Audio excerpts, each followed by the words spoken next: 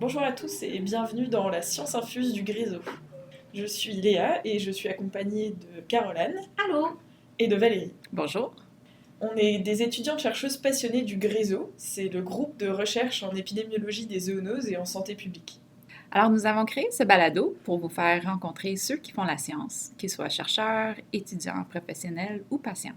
À travers leurs témoignages, vous découvrirez les dessous des grandes thématiques de recherche du Gréseau, telles que l'antibiorésistance, la recherche dans le Nord ou encore même les maladies vectorielles. Si vous êtes chercheur, étudiant, professionnel ou même si la science n'est pas du tout votre domaine, je suis sûre que vous y trouverez de quoi nourrir votre curiosité. Alors, restez avec nous pour rencontrer les chercheurs de la Faculté de médecine vétérinaire de l'Université de Montréal. Ils vont nous démystifier c'est quoi la recherche sur l'antibiorésistance dans les fermes laitières.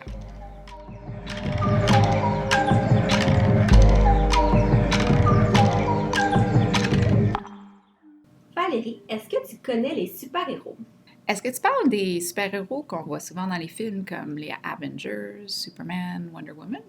Mais non, je te parle plutôt de Iron Run, Captain Dufour, Bionic Ark et Bat Francos. Je pense pas vraiment les connaître. C'est qui les méchants contre qui tu parles? En fait, ils se battent contre l'antibiorésistance. C'est une BD qui a été réalisée par deux étudiants en PhD, Hélène Lardé et Jonathan Massé, pour démystifier les idées reçues entourant l'antibiorésistance. On a justement rencontré des chercheurs de l'Université de Montréal pour en apprendre davantage sur leurs recherches dans les fermes laitières. L'antibiorésistance génère beaucoup de mythes et d'idées reçues. C'est vrai. Je pense qu'un des mythes qu'on entend souvent, c'est que l'antibiorésistance chez l'humain, c'est principalement dû au fait qu'on utilise beaucoup d'antibiotiques sur les fermes et que ces antibiotiques se retrouvent ensuite dans la viande qu'on consomme. Et pourtant, cette croyance, en fait, c'est un mythe et c'est ce que nous explique le docteur Archambault. Donc, je m'appelle Marie Archambault, je suis professeure titulaire en bactériologie. S'il y a des antibiotiques dans la viande, s'il y en a, c'est dans des quantités minuscules, parce qu'il y a des temps de retrait qu'on doit respecter. Alors, un médecin vétérinaire, quand il donne un antibiotique, il dit, bon, si je donne cet antibiotique-là, bon, l'animal ne doit pas aller à l'abattoir avant 15 jours. Donc, l'animal va être envoyé à l'abattoir. Et puis, ça va prendre 15 jours pour que l'antibiotique soit éliminé du système. Ou s'il donne un antibiotique, puis c'est dans le lait, bien, celui-là, il y a un temps de retrait, celui-là, il n'y en a pas, on va respecter les temps de retrait. Donc, la viande, elle est sécure, elle est saine et on peut en manger. En fait, comme le dit le docteur Francoz, il n'y a que dans certains cas très particuliers qu'on peut faire un lien, sinon la plupart du temps, il n'y a rien qui permet de penser que la résistance aux antibiotiques, elle peut se transmettre entre les humains et les animaux. Donc moi c'est David Franco, donc avant tout je suis professeur en médecine interne et ruminants. C'est souvent ce qu'on a mis comme lien d'avant, c'est une idée qui s'est ancrée, alors qu'en fait ce lien-là est loin d'être établi. Donc finalement, chacun est responsable de l'antibiorésistance dans son propre domaine. L'usage des antibiotiques en médecine humaine sont responsables de la résistance qu'on voit en général en médecine humaine, la résistance aux antibiotiques qu'on voit en médecine vétérinaire. Ben, c'est dû au fait que les médecins vétérinaires utilisent des antibiotiques en médecine vétérinaire. Mais alors, pourquoi est-ce qu'on s'intéresse tant à l'antibiorésistance? Pourquoi est-ce si important de comprendre ce phénomène et de surveiller son état chez les animaux?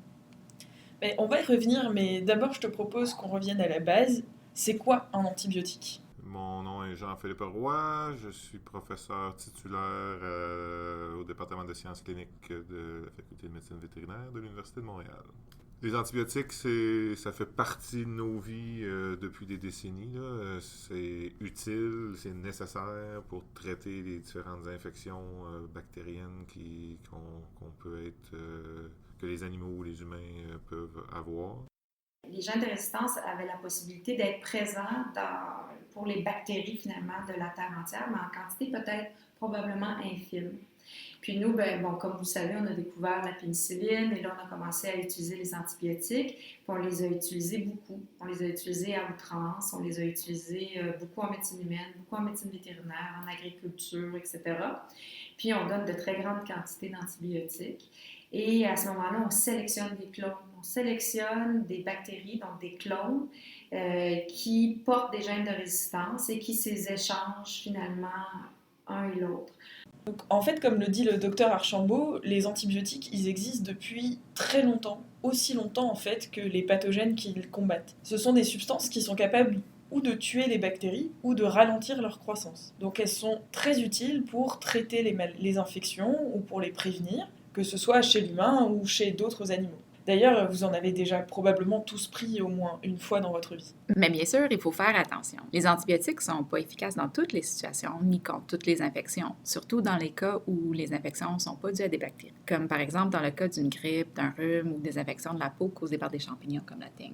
Tout à fait, Valérie, parce que les antibiotiques n'ont aucun effet sur les virus, les champignons et les parasites. Il peut même arriver qu'ils soient inefficaces contre certaines bactéries. Justement, c'est dans ces cas-là qu'on va parler de bactéries résistantes aux antibiotiques. Cette résistance est codée dans les gènes des bactéries et les bactéries sont très fortes pour s'échanger des gènes et acquérir des mutations qui pourraient inclure des résistances aux antibiotiques. Donc, si on résume, on n'a pas inventé l'antibiorésistance. Elle existait bien avant que l'on découvre les antibiotiques. Mais à force d'utiliser des antibiotiques, parfois de façon excessive ou inadaptée, on a sélectionné de plus en plus de bactéries résistantes. Avant, c'était compensé par la découverte régulière de nouveaux antibiotiques, mais c'est plus le cas. D'où une inquiétude croissante des autorités de santé publique. L'Organisation mondiale de la santé, en 2014, tire un peu sur la sonnette d'alarme en disant qu'il faut faire quelque chose. On ne découvre pas de nouveaux antibiotiques, puis la résistance continue à prendre de l'avance puis à se développer. On observe de plus en plus à travers le monde un nombre croissant d'infections. Des infections comme la pneumonie, la tuberculose, la gonorrhée et la salmonelle, entre autres, qui sont des maladies pour lesquelles un traitement existe, mais qui deviennent de plus en plus difficiles à traiter. La résistance aux antibiotiques est devenue un problème de santé publique mondiale grave. Les chiffres qui étaient avancés, c'est qu'en 2050, il y aurait plus de morts dues à des infections résistantes aux antibiotiques chez l'humain que les morts actuellement de cancer. Oui, c'est pour ça que l'OMS appelle à un changement de comportement dans notre utilisation des antibiotiques. Il faut qu'on arrive à réduire l'utilisation des antibiotiques pour aider à limiter et à réduire le problème de l'antibiorésistance. En effet, les enjeux chez l'humain sont énormes. Mais qu'en est-il chez les animaux? Pourquoi la recherche s'y intéresse autant? Quand on travaille en tant que médecin vétérinaire, surtout dans le domaine des grands animaux, on utilise des quantités assez importantes d'antibiotiques parce qu'un animal, ça pèse beaucoup plus qu'un humain. Une vache ou un cheval, ça pèse beaucoup plus qu'un humain. Puis il y a beaucoup plus d'animaux. Comme vous venez de l'entendre, les animaux sont plus lourds et plus nombreux, donc à l'échelle mondiale, ils jouent un rôle très important dans la sélection des résistances. Et puis, si un animal ou un troupeau est infecté par une bactérie résistante, il devient lui aussi très difficile, voire impossible à soigner. D'où l'importance d'étudier l'antibiorésistance non seulement chez l'humain, mais aussi chez l'animal. En plus, en 2019, le MAPAC a introduit une nouvelle loi qui vise une utilisation judicieuse des antibiotiques dans les fermes. Je vous laisse expliquer le Dr. Roy. Ou comme la dernière loi qui est rentrée du MAPAC, du gouvernement du Québec, de restreindre les catégories vraiment de très haute importance pour la santé humaine, que c'est les seuls antibiotiques qui peuvent fonctionner pour certaines infections. On les restreint, on les interdit en prévention, puis pour un traitement, il faut des conditions très strictes là, pour pouvoir les utiliser. Donc depuis déjà 5 à 10 ans, on essaie d'améliorer les pratiques et tout ça pour essayer on appelle ça usage rationnel ou usage judicieux des antibiotiques pour essayer de diminuer les cas où est-ce qu'il n'y en aurait pas besoin ou utiliser un antibiotique avec un spectre d'action plus restreint, plus étroit pour vraiment identifier c'est quoi l'agent puis traiter avec l'antibiotique qui est minimalement efficace pour cet agent-là. Et dans les deux cas, une des grandes questions à ce sujet, c'est quels sont les types de changements de comportement qui auront le plus grand impact? C'est pas tous les usages qui amènent une naissance de résistance aux antibiotiques. C'est beaucoup plus complexe que ça.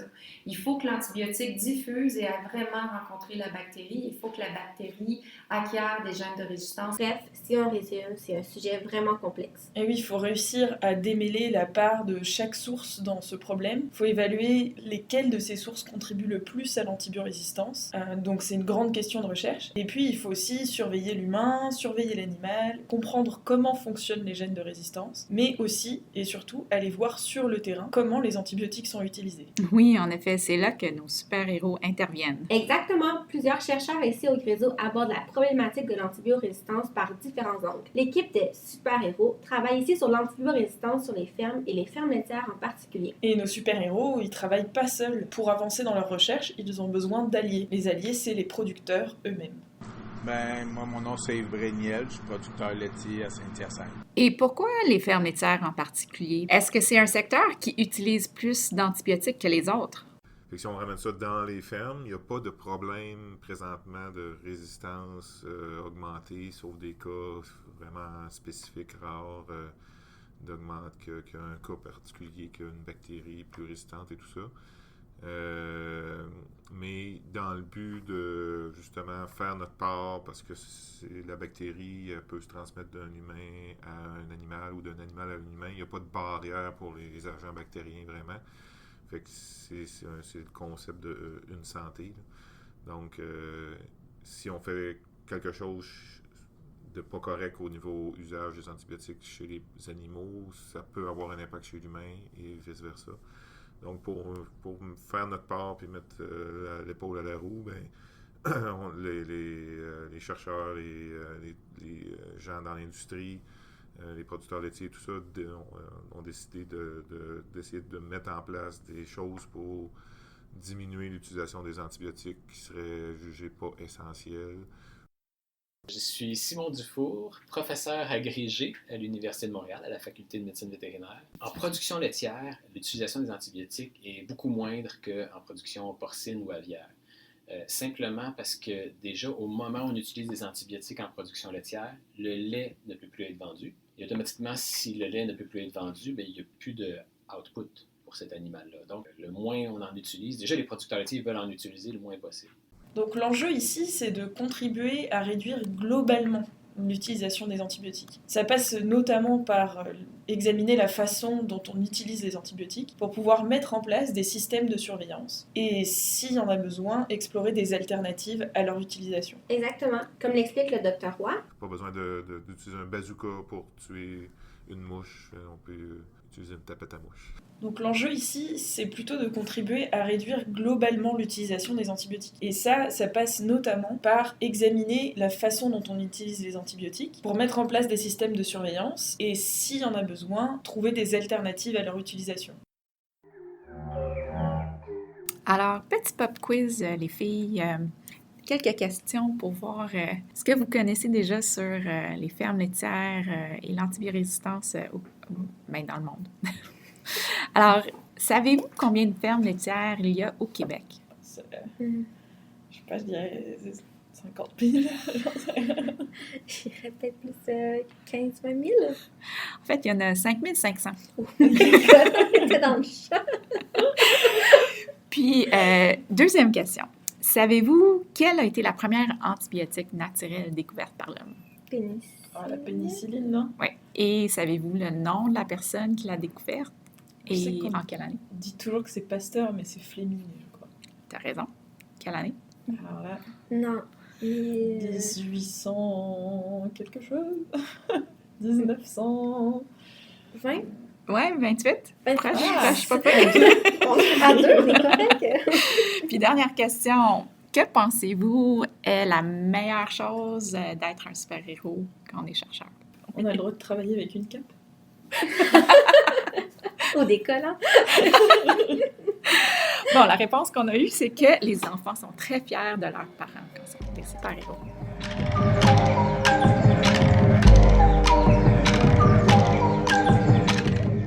On parlait de nouvelles approches, mais sur quel genre de nouvelles approches nos chercheurs du GRISO travaillent-ils? Avant toute chose, il faut avoir une bonne idée de la quantité des antibiotiques qui sont utilisés et le quand et le comment qui sont utilisés. Ici, le Dr Dufour nous explique le principe de monitoring, une forme de suivi ou de surveillance qui semble très prometteuse. Et surtout, est-ce qu'on pourrait mettre en place un système de monitoring en continu? Puis on a des éléments en production laitière qui permettent de le faire. Au Québec, tous les vétérinaires utilisent le même logiciel pour la facturation. Et bien, comme les prescriptions sont obligatoires, en fait, on est capable de quantifier les antibiotiques vendus sur les fermes par leur système et leurs données sont centralisées et électroniques. Donc, en fait, on a une base de données déjà là pour faire ce genre de truc-là. Et puis donc, là, on est en train d'explorer, on l'a testé sur 100 fermes, voir est-ce que c'était performant. Puis en fait, c'est plus performant que les méthodes de référence qui sont de mettre une poubelle sur les fermes et ramasser tout ce que les gens utilisent pendant un an de temps, et qui est un peu moins facile au niveau extraction des données. Puis en fait, c'est plus performant. Il y a beaucoup de choses qui ne vont pas dans la poubelle, on le sait depuis longtemps, mais là, on le voyait clairement. Donc si je comprends bien, on est en train de développer un super système de surveillance au Québec pour les fermes laitières. Mais du coup, je me pose la question, pourquoi on en utilise des antibiotiques dans les fermes laitières? Les principales causes d'utilisation des antibiotiques dans la vache laitière, c'est lors de mammites cliniques. Donc, l'animal est en lactation, le quartier se met à enfler, le lait est anormal. Des fois, on a un animal même qui est sévèrement atteint avec fièvre ou abattu, tout ça. Donc, il y a ça qui compte pour beaucoup de l'utilisation. Et puis, l'autre moment, c'est au moment du tarissement. Donc, à la fin de la lactation, quand la vache arrête de donner du lait, qu'on va lui donner ses vacances de 2 mois, c'est une période à très haut risque pour acquérir des nouvelles infections. Et puis donc, depuis 30-35 ans, on recommandait d'administrer un antibiotique dans chacun des quartiers des vaches pour prévenir les nouvelles infections et aussi traiter les infections existantes, parce que c'est un bon moment pour le faire. Le taux de guérison est plus élevé. On n'a pas de retrait de lait dans cette période-là, vu que la vache n'est plus en production. Donc, on a ces deux endroits-là où est-ce qu'on pourrait cibler quand même des réductions importantes. Ok, super. Mais est-ce qu'on pourrait reprendre du début et nous expliquer un peu plus en détail c'est quoi un quartier ou une mammite clinique? Oui, absolument.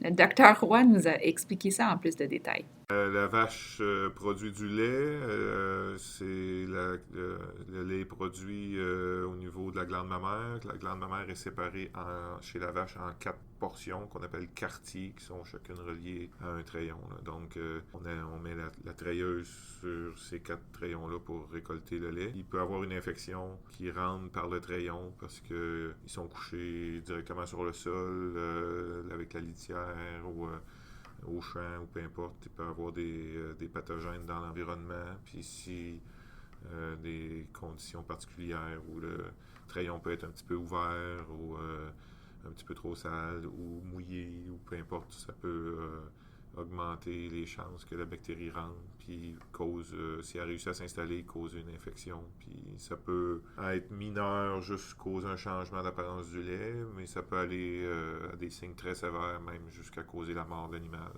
dépendamment des cas. C'est quelque chose de plus rare que ça se rend jusque-là, mais c'est une des maladies les plus fréquentes là, dans les troupeaux laitiers au Canada, puis dans le monde, puis c'est la cause numéro 1 d'utilisation des antibiotiques. OK, j'ai bien compris qu'une mamite, c'est un problème pour la vache parce qu'elle a mal et pour le producteur parce qu'il ne peut pas vendre le lait dans ces cas-là. Si on a l'habitude de se tourner vers les antibiotiques, qu'est-ce qu'on a comme alternative maintenant? Premièrement, une des choses à vérifier, ça serait de s'assurer qu'il s'agit bel et bien d'une infection causée par une bactérie pour éviter d'administrer des antibiotiques inutilement.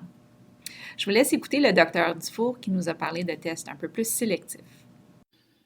Puis les approches sur lesquelles on travaille, c'est des approches premièrement de traitement sélectif.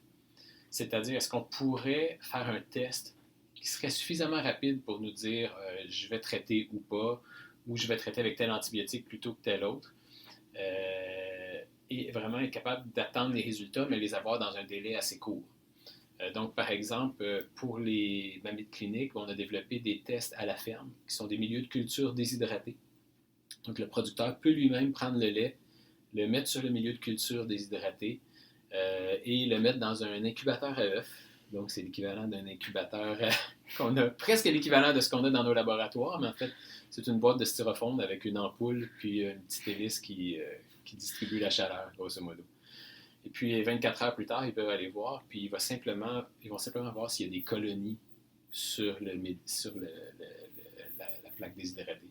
Puis donc, c'est suffisant de là déjà pour dire il y a quelque chose ou il n'y en a pas. On a pratiquement 35% des cas de mammites cliniques où il n'y a aucune croissance de bactéries. Mais nos chercheurs nous ont aussi parlé de d'autres types de techniques prometteurs sur lesquelles ils travaillent. C'est le cas notamment du projet de scellants à trayons.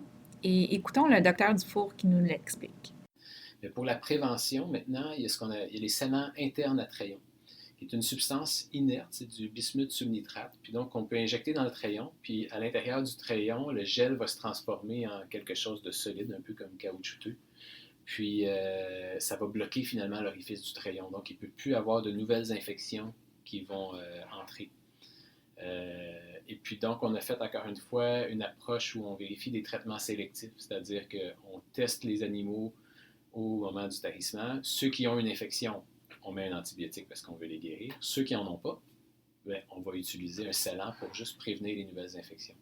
On est capable d'aller chercher jusqu'à des 50-60%, dépendamment des troupeaux, de réduction d'utilisation des antibiotiques là aussi. Oh, wow, c'est vraiment intéressant. Mais il me semble que dans certains cas, on utilise des antibiotiques pour prévenir les infections avant qu'elles n'apparaissent. C'est quoi les alternatives qu'on a dans ce cas-là? Nos chercheurs ont développé des techniques moins évasives pour traiter certaines conditions et donc réduire la nécessité d'avoir recours aux antibiotiques. Par exemple, pour le traitement d'une infection courante chez la vache laitière, le déplacement de la caillette, le Dr Roy a été pionnier à mettre en pratique une technique qu'il nous décrit. On a fait un projet, par exemple, d'introduire une nouvelle technique chirurgicale pour une maladie, un problème fréquent chez les bovins laitiers, le déplacement du quatrième estomac, de la caillette de la vache. Puis on a utilisé une technique avec un laparoscope.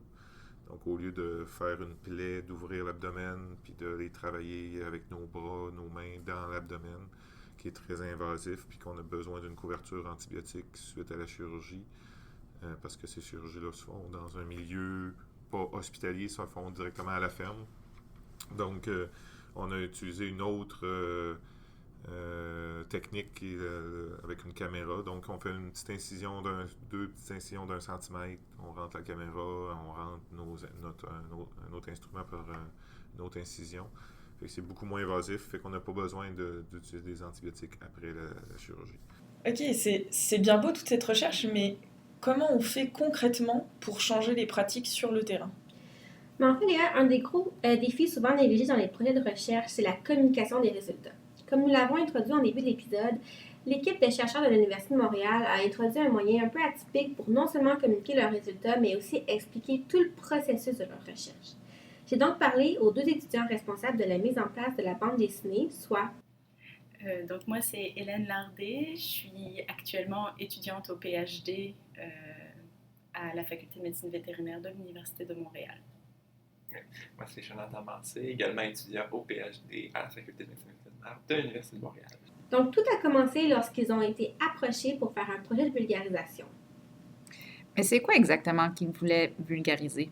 Comme pour expliquer vraiment qu'est-ce qu'on fait au quotidien, puis à quoi ça sert la recherche, qu'est-ce que ça apporte de faire des projets de recherche, puis de où ça découle aussi, comment est-ce qu'on fait pour obtenir une subvention, puis les différentes étapes que ça prend pour aboutir à des résultats.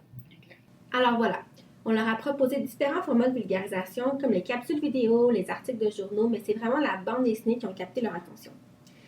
Ils pourront créer des aventures tout en expliquant toutes les étapes d'un projet de recherche, allant de la sélection des fermes à la présentation des résultats en congrès international. Mais d'habitude, on valorise plutôt juste les résultats de la recherche. C'est quoi l'avantage ici de diffuser aussi tout leur protocole? Le but ici, c'est vraiment d'avoir une meilleure compréhension et de créer une certaine curiosité chez le public cible, comme nous l'explique le Dr Dufour. Mais moi, j'ai quand même l'impression que en les préparant comme ça longtemps d'avance, après ça, quand les résultats arrivent aussi, il y a un intérêt, puis il y a une meilleure compréhension aussi de ce qu'on fait, puis de comment on le fait aussi, puis de pourquoi on le fait. Préparer les gens dès le départ, puis dire on est en train de faire des recherches sur ça, avec pas de résultats. Puis graduellement, les amener à s'intéresser pratiquement à dire, bien, on va-tu les avoir les résultats? Qu'est-ce qui s'en vient? Et est-ce que le public cible, c'est les producteurs? Ben oui, les producteurs laitiers, parce qu'on a envoyé ces planches-là sur des endroits où est-ce qu'ils peuvent les trouver, mais aussi le public en général. Okay. Vraiment le grand public, qui sache qu'il y a de la recherche qui se fait sur l'utilisation des antibiotiques, sur l'antibiorésistance dans les animaux de production, qui voit un peu aussi comment que ça se passe sur les fermes. On fait des parallèles à certaines planches avec l'antibiorésistance chez les humains, qu'est-ce que ça peut faire versus chez les animaux. Donc, l'idée, c'était pas que les producteurs laitiers ou les vétérinaires, c'était même aussi d'aller grand public. Bon, c'est super original cette idée des super-héros. D'où ça vient? Ah, bonne question. Je vous laisse Hélène vous l'expliquer. On était quand même débutants dans notre doctorat, mais Hélène Poirier, qui était l'agente de recherche du groupe Hopley, avait dit « Moi, vous, les chercheurs, les étudiants, je vous vois vraiment comme des super-héros du quotidien, à essayer de répondre à des questions complexes. » Donc pour elle, c'était d'une évidence qu'il fallait que les personnages soient des super-héros parce qu'ils le sont déjà dans le quotidien. Ce qui est intéressant aussi, c'est que les personnages ressemblent beaucoup aux chercheurs. Il avait dit Simon Dufault doit avoir ses manches roulées. Quand il est assis, il a la jambe croisée. Puis il n'est pas vraiment rasé de près jamais. Bon, là on est assis en face de l'autre, j'ai la jambe croisée, les manches roulées, puis je me suis pas rasé depuis 2-3 jours. Donc, ça vous donne une idée du niveau de détail qu'ils sont allés chercher. Mais Dr Dufour nous explique qu'ils ont dû demander une permission bien spéciale pour certains détails. Lui demander si c'était correct, s'il nous mettait en collant dans les épisodes. En plus, les épisodes sont basés avec une touche d'humour sur des situations bien réelles. Dans le fossé avec la voiture de location du projet. Puis un des épisodes termine où j'appelle une dépanneuse pour me sortir du fossé. Puis c'est vraiment arrivé. Donc beaucoup de choses sont quand même basées sur des faits réels qui ont été enjolivés. Ils illustrent très bien certains concepts de l'antibiorésistance. Par exemple, l'épisode dont on vous parlait sur la résistance aux antibiotiques, c'est quand même un phénomène complexe à expliquer. Donc, on a imaginé des bactéries qui survivent à une vague qui devrait les submerger. Puis finalement, quelques bactéries ont une bouée de sauvetage. Moi, c'est vraiment un épisode que... Puis ces bactéries-là sont les bactéries résistantes. Moi, j'adore cet épisode. Surtout parce que Jonathan explose aussi à la fin de sa manipulation. Pourtant, ça n'est jamais arrivé. Ça, c'est tout à fait de la fiction. Tu n'avais rien fait exploser au laboratoire. C'est vraiment intéressant. Mais est-ce que les étudiants ont fait la bande dessinée de A à Z tout seuls? Mais non, ils étaient entourés d'une équipe, notamment d'un BDiste, un agent de transfert, ainsi que les 4 profs qu'on a parlé plus tôt dans l'épisode. Hélène et Jonathan créaient les scénarios et comme nous l'explique Hélène, leur rôle était très important au niveau de la vulgarisation.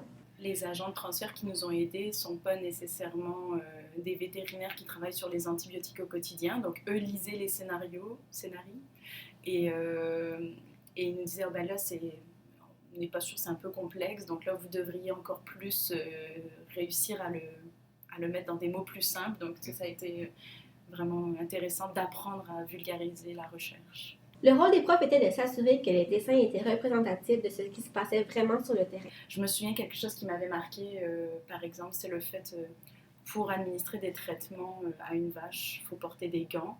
Puis dans un des épisodes, on n'avait pas pensé à dire à Pierre-Yves, l'illustrateur, de mettre des gants d'examen au producteur qui administrait un traitement à sa vache. Et une des corrections par les chercheurs, c'est de dire « Oh là, faut que c'est quelque chose d'important, il va falloir rajouter des gants pour le producteur. » Donc il y a eu quelques petites corrections comme ça, mais globalement, tout le scénario, c'était Jonathan et moi qui le détaillions le plus possible pour l'illustrateur. Ça m'a vraiment donné envie de la lire, cette bande dessinée. Si vous aussi, chers auditeurs, on mettra bien évidemment le lien en description. J'imagine qu'ils vont diffuser cette BD assez largement, sans doute aussi auprès des producteurs. Ça pourra être envoyé vraiment très largement à l'ensemble des producteurs qui ont participé au projet.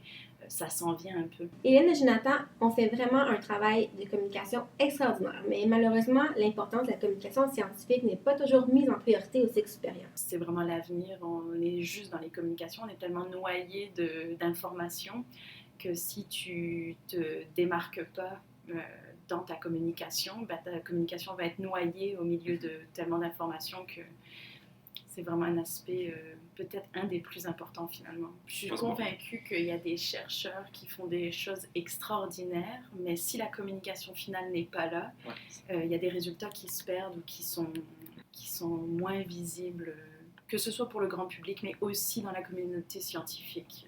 Et comme le dit M. Braniel, quand la recherche avance, tout le monde en profite.